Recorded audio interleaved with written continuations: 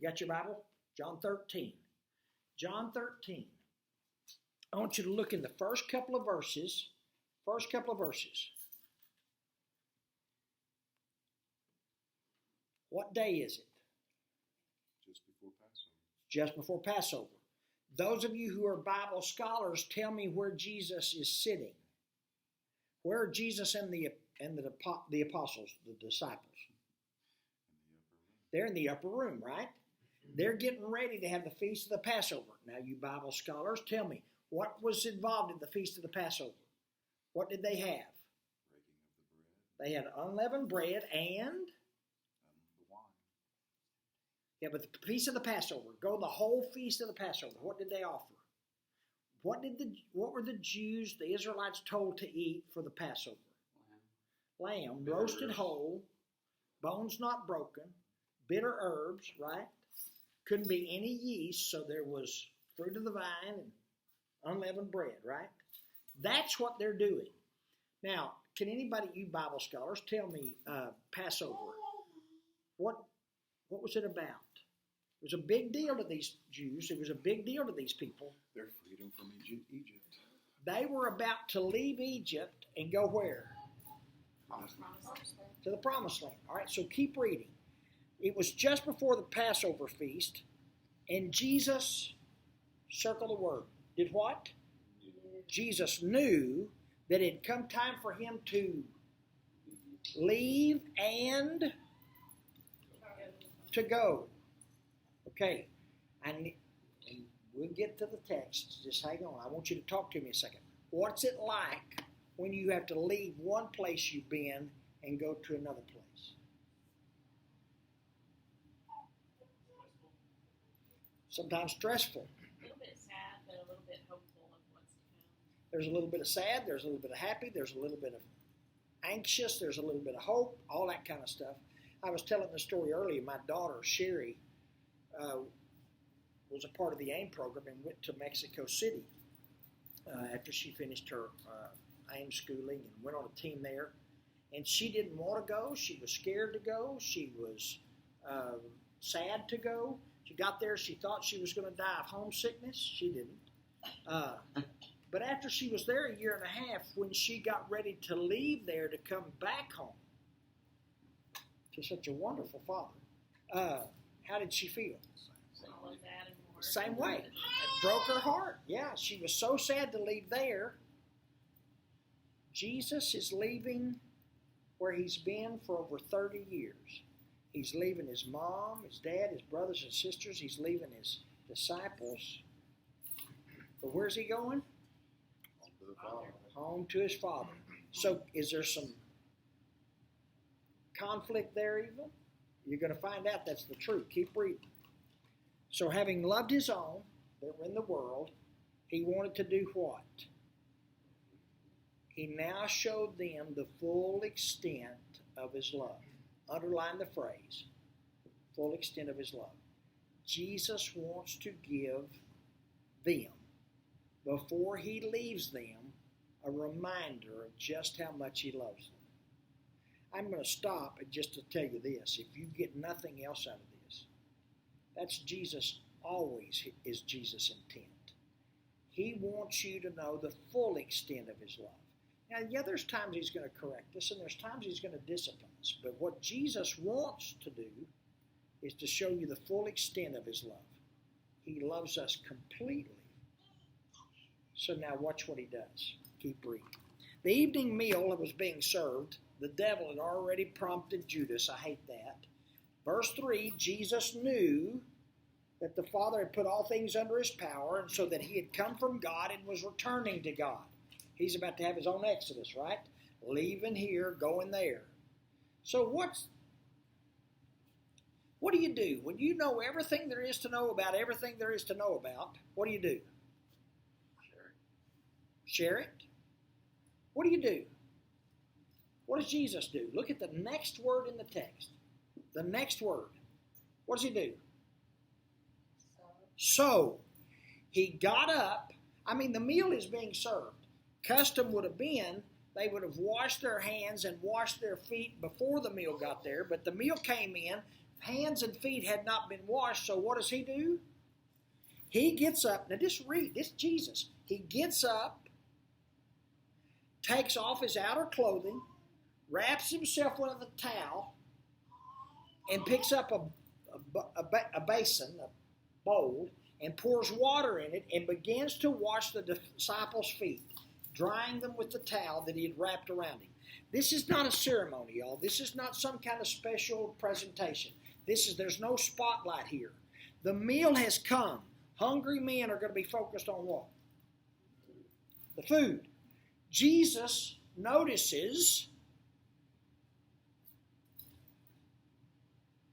But he has to serve them. nobody's washed their feet. So he gets up, takes off his coat, wraps himself in a towel, and starts washing the disciples' feet. Tell me why. And don't get churchy on me. Tell me why. They were dirty. They were dirty. Exactly. So what do you do when you know everything there is to know about everything there is to know about everything there is to know? Wash somebody's feet. Yeah. Serve somebody. Show somebody the full extent of your love. Wash their feet. Give them something they need. Take care of somebody else. Too often, and I'll say this and then we'll move off of it, but too often, the more we know or the more we think we know, the less we care about other people, right? When you start knowing more than everybody else knows, you start putting yourself above people. And if anybody had the right to put themselves above people, it'd be Jesus, right? And what does he do? He goes beneath people. Gets on the floor, gets their feet, scrubs their feet, dries them with his towel. He's showing them the full extent of his love. Keep reading. And he came to Simon Peter. Now, this doesn't surprise us if you know anything about Peter. So he came to Simon Peter and he said, Lord, are you going to wash my feet? Now, I need your heart to answer. You're sitting there. Jesus comes.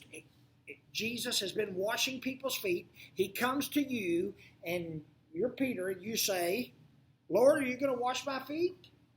Is he that dense? Is he that dull? Does he not know? What caused him to ask the question? He didn't feel worthy of it. Maybe embarrassed that he didn't think of it himself. Embarrassed. See, and I love it when you let your hearts answer, because that's could be what's going on in his heart. Ooh, I'm embarrassed that I didn't think about this. Or, man, I don't feel worthy of it. Give me another one. He's just surprised. You haven't done this before. What's going on? Give me another. One more. I'll give you the one that jumps to my mind. Is not me. I'll take care of you, but you're not going to do it to me, right?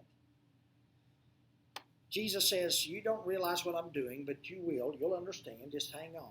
And then Peter says what I think I would have said. No, you're not going to wash my feet. Now who's talking? Now what attitude is talking? Now what heart is talking? He's pride. He's embarrassed. He's not going to let that happen. And then Jesus says, and I need you to hear verse 8, because we need to receive verse 8. Unless I wash you, you have no part with me. Okay, hang on. I don't want Jesus to wash my feet, so I stop him. And then he says, if you don't let me wash you, you can't have any part of me. Your honest reaction would have been, I think Peter hit it nailed right on the head, man. When he said, well, shoot, if that's it, then not just my feet, do my head and my hands too. In other words, let's go. Get it on here, all right? And did Jesus ever have to roll his eyes and shake his head at Peter? Oh. If you've had a bath, you need only to have your feet washed. The whole body is clean. And you are clean, but not every one of you. Because he knew who it was that was going to betray him. Now, when he finished washing their feet, read with me, verse 12. He put on his clothes and he returned to the place. Do you understand what I've done for you? And I suspect they didn't. I wouldn't have. He said, you call me teacher and Lord. And right, that's right. And that's what I am. Now that I, your Lord and teacher, have washed your feet, you also should wash one another's feet.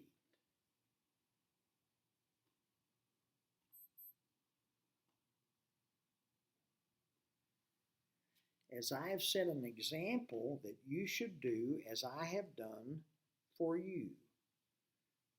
Make note of verse 15. I know Jesus washed their feet there because they were dirty, but why else did he wash their feet? An example, to teach them to do what? To wash each other's feet. Now, what's the problem with that? Now, we're going to get big time into this in a minute, but what's the problem with that? What's the problem? These are guys that have been together for over 3 years. They've done everything together. They've walked miles together. They've ridden boats together. They've gone through storms together. They've watched Jesus do amazing things together. So why is it such a hard thing to wash their feet? That's the role of the servant. So why is it so hard for them? They've lived with the servant of all servants. Why is it such a hard deal? Why is it such a hard example to follow to wash their feet? They struggled with feeling like they were better than others or thinking they were. They always thought they were the same. They were on the same level. All right, they thought, some of them thought they were better, some thought they were all on the same level, so I'm not going to give in and wash feet. Any other reason you can think of? Well, I would think too, with them going on to town and everybody knowing their name and a big hoo-ha when they got there and everything, and people probably went out of their way to serve them, that it was just something that had just become like a lifestyle, maybe.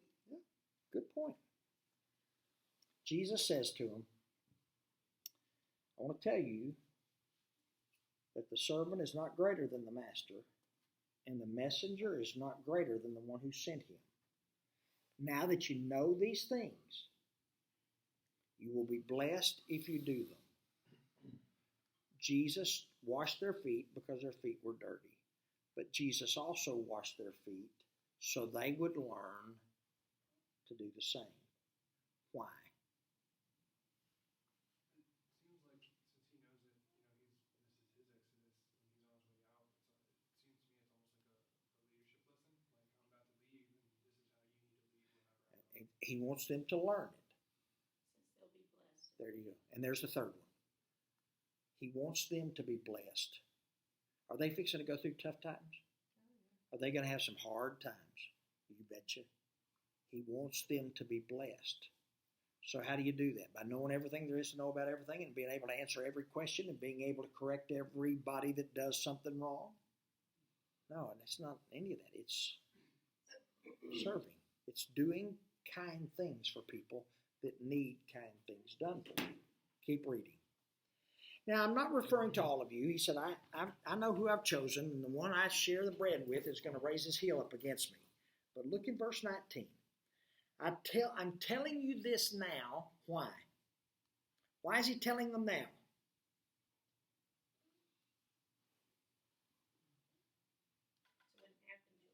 So when this happens, when these things happen, when this man raises his heel up against me, when this bad thing happens, give you one more reason to believe in me.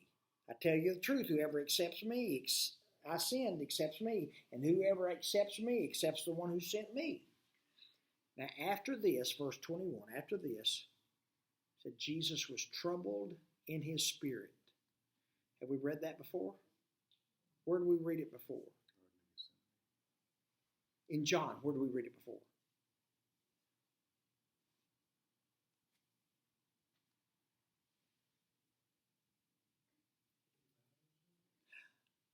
Remember when he went to Lazarus? He saw them crying. He saw their pain. He was troubled in the spirit. And he started crying.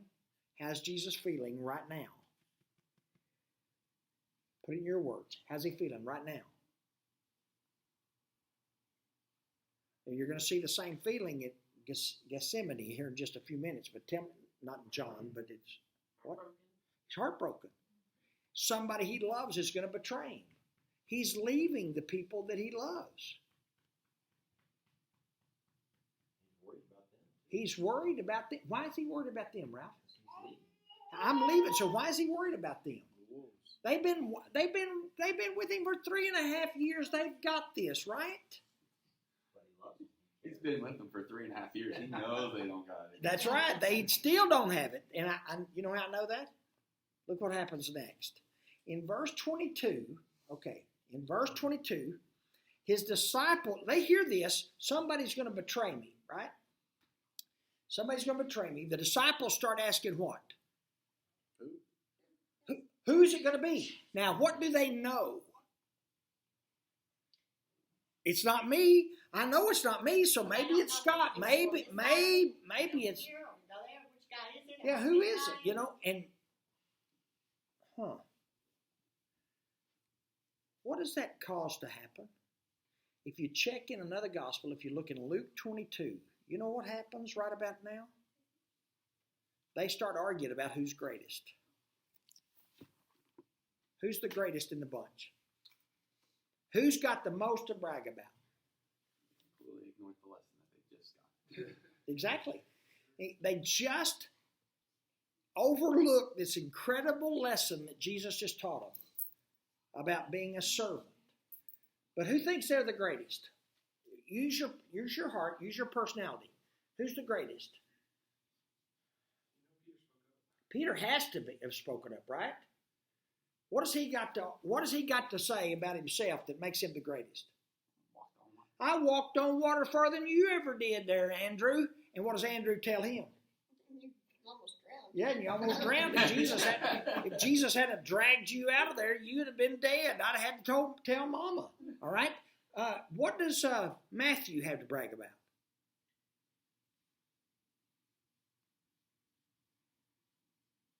Matthew was a tax collector. What would Matthew have to brag about? He was entrusted with the money. He had lots of money. In fact, he throws a big party for Jesus, right? After Jesus calls him, he throws a big party. I could buy the whole bunch of you. Matthew's wealthy. Peter, Andrew, James, and John, what'd they do for a living? Fishermen. How good of fishermen were they? Apparently not. You never see them catch a fish unless Jesus is with them. So they got skinny kids and they're just not doing very good at They have that. a story of catching more fish than anybody else. Oh, they've got a fish story. That's right. Yeah. They're talking about who's the greatest and who's sitting there. Now, while they're fussing about this, while they're missing the lesson, while they're missing what Jesus is trying to teach them, look what Peter's doing. One of the disciples, they're reclining at the table, and one of the disciples is laying up on Jesus' chest. People usually assume, and I have no reason not to believe it, that it's the Apostle John. Okay? So John is there with Jesus, and Peter's trying to get his attention. Now, what's going on in the room right now? When people start arguing about who's greatest, don't give me a picture of what happens in your house. Give me a picture of what happens at work or happens when you're with a bunch of people and they get in an argument. Voices get louder. And everybody's taking their turn, right? Everybody picks a side and everybody's talking at the same time, right? So there's chaos going. When Jesus was washing those feet, how loud do you think it was? I imagine it's really quiet.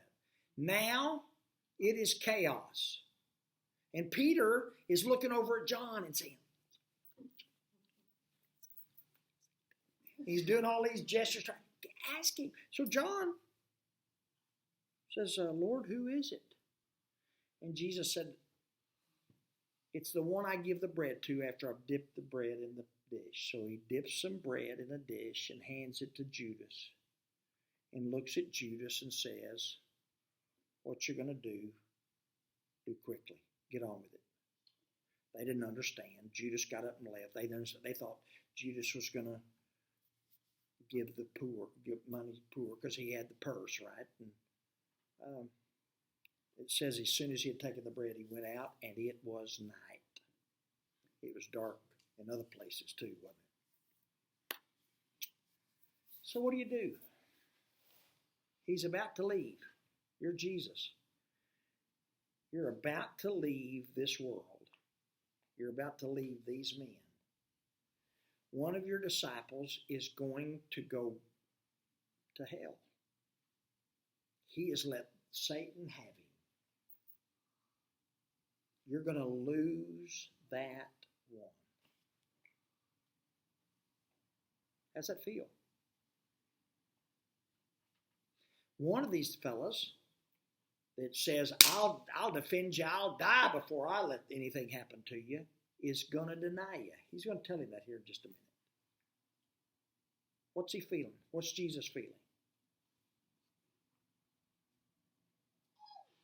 Betrayed. He's feeling betrayed. What's Jesus feeling? Probably wondering if he succeeded at all. Did I do any good at all? Keep going.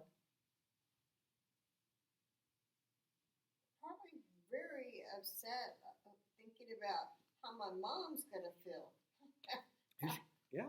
How all the people around me are gonna feel, and if I've taught good enough to keep their strength up, that they won't fall. And also, if they don't deny me and stuff, they're going to get killed and tortured and everything, and I don't want them to go through what I'm going to go through. What does he want to do for them? Don't forget. What does he want to do? In spite of the fact that they're dumb as dirt, they're dull of hearing, they're just not picking it up, what does he want to do? What does he want to show them? The full extent of his love. He didn't stop loving them. He's washed their feet. He's taught them this example. And now he says,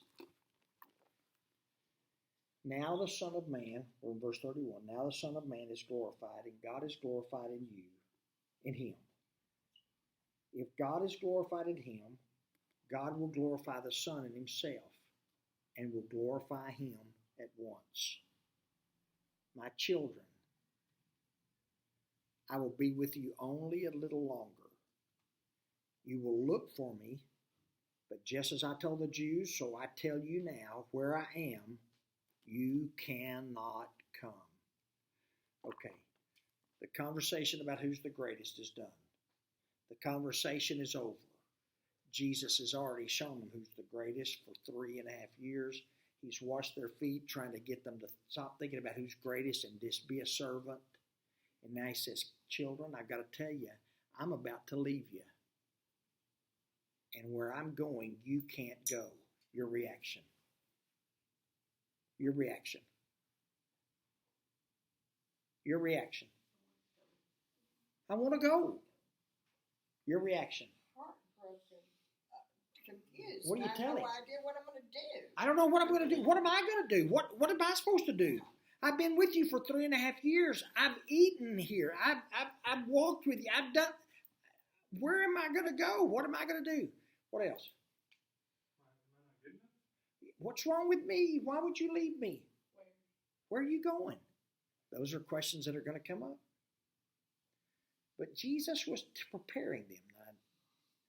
I've preached verses 34 and 35 a jillion times, and I've taken them from this place, and I've taught lessons about it, and I believe I've taught what's correct. I want you to see it where it is with who it is. To people who are confused, to people who are frustrated with each other, to people who are worried sick about what's about to happen, he says, I'm going to give you a new commandment. Okay. He just said he's leaving. He just says he's leaving, and he says, I'm going to give you a new commandment. Your first reaction. This is the important part. Yes, exactly. Write this one down. Make sure you get this one down. This is the important one. Very good, very good. Is Jesus just trying to give them one more command above all the commands that they got to keep up with? No, we know better than that. What's Jesus trying to do? Now, stay in the chapter. What's Jesus trying to do? He's trying to bless them. What's Jesus trying to do? Prepare them. Trying to show them his love. All three of those are right. Came right out of the chapter. He's trying to prepare them for what's coming. He's trying to love them, and he's trying to bless them. That's right. Okay. He says, here's the new commandment. I want you to love each other. What's wrong with that? What's tough about that? What's challenging? Now, stay in the room. That's perfect number. Perfect number. I get to be Jesus since I'm the teacher. I need to get somewhere where there's a light shining behind me. What? Ooh, we had to be on that lesson, didn't we? Tell me, what's tough about that? Love each other. What? And it's probably obvious they didn't love each other, like Jesus is talking about. Why? Argument they just got in. They just got into an argument. And the argument was? So if I'm arguing that I'm better, greater than you are, what by inference am I doing? Not loving. I'm proving that I'm not better, and what am I saying about you? You're lower than me. If I say, I'm a good shot with a rifle, am I saying anything about you? No. But if I'm saying something that makes me sound like I'm better than you, what am I having to do? I'm having to trash you to pick me up, right? What just happened? At this holy, sober, somber, grave night, what just broke out? After the greatest example of love and humility and service, what just erupted?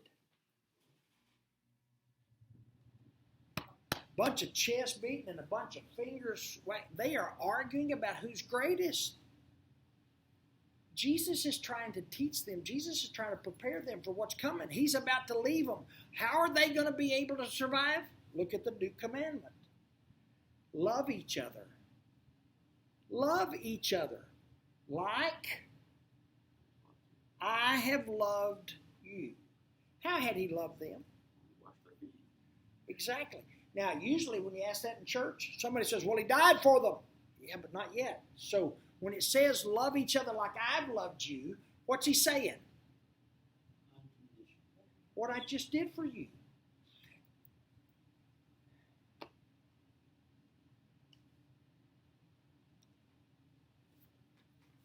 Are the disciples about to desert him? Are the disciples within hours of deserting? Pretty much. Yeah. And what does he do anyway? Wash their feet. Peter about to betray him? Deny him? Yep. Judas about to betray him? Yeah. What does Jesus do? He washes their feet. How do you get through the toughest times? How do you get through the horrible things that are about to take place? They are going to take Jesus and they're going to bind him and they're going to beat him and they're going to crucify him.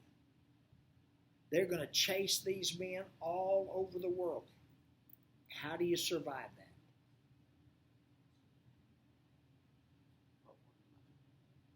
He prepares them by saying, love each other. Know everything there is to know about everything there is to know, but when you get finished knowing, pick up your towel and go to work. Be a servant. Be kind. I wonder where that word came from. Be patient.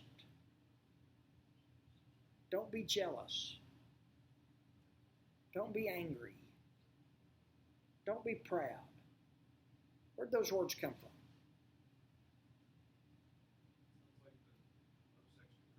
Sounds like 1 Corinthians 13. For that's what love is. He's not talking about, oh, I just love everybody, just love every word, warm hugs and kisses, virtual hugs and kisses. Yeah. No.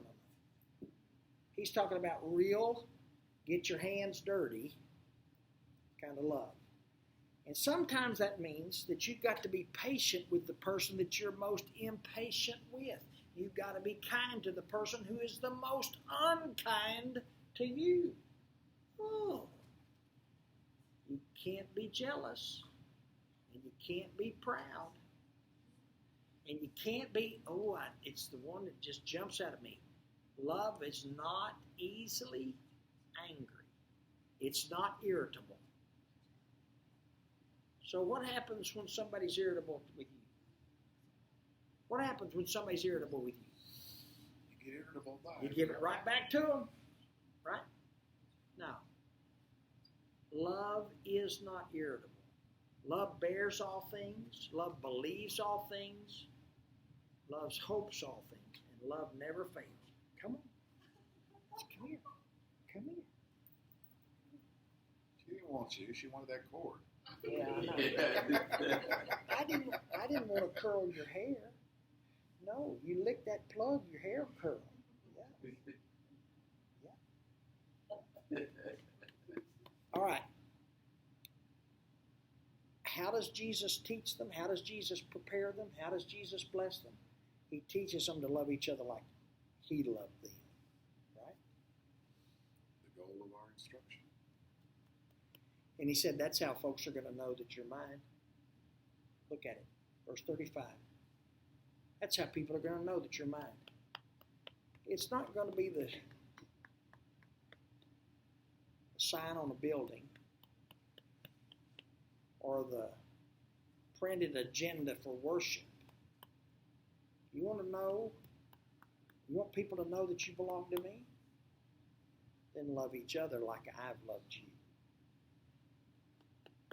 So let's walk through it, tie the knot. He wants to bless them.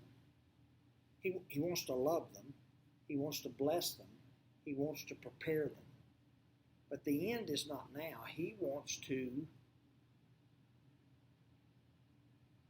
use them. Use them to spread this message other places, to other people, all over the world. So what do? So what do we do? Love one another. Accept one another. Forgive one another. Encourage one another. Serve one another. Where'd those words come from? Jesus says love one another in John 13 as the new commandment. Did you know every letter in the New Testament, from John all the way to the maps, has some word from Jesus about how we do that. Sometimes it says accept, sometimes it says forgive, sometimes it says be kind, sometimes it says serve.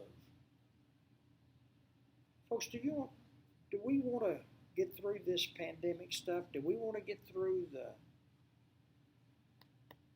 shames? Do we want to get through the fusses? Do we want to get through all that? You know how we do that? You know how we do that? Love each other, just like Jesus did.